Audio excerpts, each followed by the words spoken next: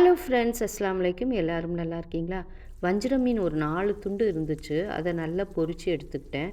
அதை இப்படி செஞ்சு பாருங்கள், சூப்பராக இருக்கும். பொரிச்ச எண்ணெயில் 2 பெரிய வெங்காயம், 1 தக்காளி, 1 பச்சை மிளகா போட்டு நல்லா வதக்கிக்கிட்டேன். அன்றைக்கி ரசம், சுடு சுடு சோறும் வடிச்சிட்டு இருந்தேன். வெங்காயம் தக்காளி நல்லா வதங்கி வரணும். அதுக்கு கொஞ்சம் உப்பு சேர்த்துருக்கேன். வதங்கி வரட்டும். இப்போது 1 டீஸ்பூன் மிளகாத்தூள், 1 டீஸ்பூன் மீன் மசாலா, கொஞ்சம் சீரக சோம்புத்தூள் சேர்த்துக்கலாம். நல்ல மணமாக இருக்கும்.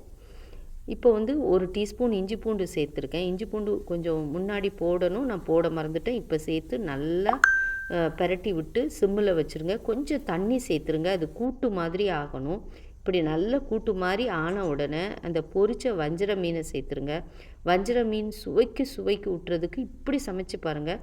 அப்புறம் அந்த மசாலாவில் நல்லா பெரட்டி விடுங்க. ஒரு சிலருக்கு வஞ்சர மீன் சுவை இல்லைன்னு சொல்லுவாங்க. நீங்கள் இப்படி ஆக்கி பாருங்களேன், அட்டகாசமாக இருக்கும்.